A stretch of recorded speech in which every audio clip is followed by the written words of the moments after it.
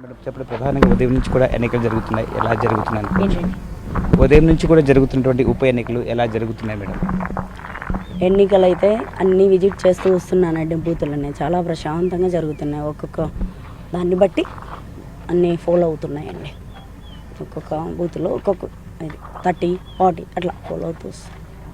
అక్కడ మనం చూడొచ్చు, ప్రధానంగా ఉదయం నుంచి కూడా ఎక్కువ సంఖ్యలో మహిళలు కూడా పోలింగ్ కేంద్రాల వద్ద ఉన్నారు. అంటే దీని ఉద్దేశం ఎలా చూడొచ్చు? వాళ్ళు ఎన్నేళ్ల చరిత్రలోనూ వాళ్ళ ఓటు హక్కు వాళ్ళు ఎప్పుడు వినియోగించుకోలేదండి. ఇది ఫస్ట్ టైం వాళ్ళ ఓటు హక్కు వాళ్ళు వినియోగించుకుంటున్నారండి. ఓకేనా? అంటే గత 30 సంవత్సరాలుగా పులివెందులలో జెడ్పీటీసీ ఎన్నికలు జరగలేదు, ఇదే మొదటిసారి. అందులో ఒక మహిళ ఇందులో పోటీలో ఉంది. సో దీన్ని ఎలా చూడొచ్చు? నేనైతే చాలా హ్యాపీగా ఫీల్ అవుతున్నానండి. అసలు నేను జెడ్పీటీసీకి పోటీ చేయడం అనేది చాలా హ్యాపీగా ఫీల్ అవుతున్నాను. ఈ ఎలక్షన్ మాత్రం చాలా అసలు ఇంత ప్రశాంతంగా జరుగుతుందంటే నాకు చాలా ఆనందంగా ఉందండి. కొన్ని చోట్ల ఓటర్లని అంటే పోలింగ్ కేంద్రాలకు రానివ్వడం లేదని వైసీపీ నేతలు ఆరోపణ చేస్తున్నారు. ఇందులో ఎంతవరకు వాస్తవం ఉందనుకో? లేదండి, అవన్నీ అవాస్తవాలు. వాళ్ళు ఎన్నైనా ఆరోపణలు చేస్తారు. వాళ్ళే కదండి ఎర్రిపల్లెలో ఏజెంట్లను కూర్చొనియలేదు. మా ఏజెంట్లను నేను వెళ్ళి కూర్చోబెట్టి వచ్చాను. అచ్చివిల్లిలో మా లేడీస్ ఓటైన వస్తానే కూడా వాళ్ళ వెహికల్ మిర్రర్స్ పక్కలు కొట్టి వాళ్ళే అల్లరి చేశారు. వాళ్ళు చేసి మా మీదకి వస్తున్నారు ఇవన్నీ.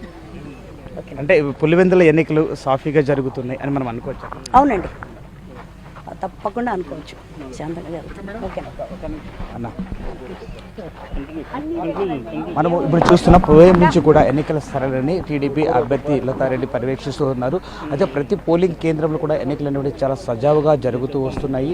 అయితే అధిక సంఖ్యలో మహిళలు ఇక్కడ పోటీ చేస్తూ ఉన్నారు. గత 30 సంవత్సరాలుగా ఎన్నికలు అనేటువంటివి జరగని పక్షంలో మొదటిసారిగా జరుగుతున్నటువంటి ఎన్నికల్లో ప్రజలు స్వేచ్ఛగా తమ ఓటు హక్కు వినియోగించుకోవడానికి వాళ్ళు వస్తున్నారని చెప్పి అంటున్నారు. అంతేకాకుండా తాను ఒక మహిళగా ఈ ఎన్నికల బరిలో పోటీ చేయడం, అంతేకాకుండా తాను రేపు జెడ్పీటీసీ బరిలో ఉండడంతో వాళ్ళ మహిళలు అధిక సంఖ్యలో ఇక్కడికి వస్తున్నారని చెప్పి ఆమె అంటున్నారు. అంటే గతంలో ఎప్పుడు కూడా ఇటువంటి ఫ్రీగా ఫెయిర్గా ఎలక్షన్స్ అనేవి జరగలేదు. ఇప్పుడే మొదటిసారిగా ఎన్నికలు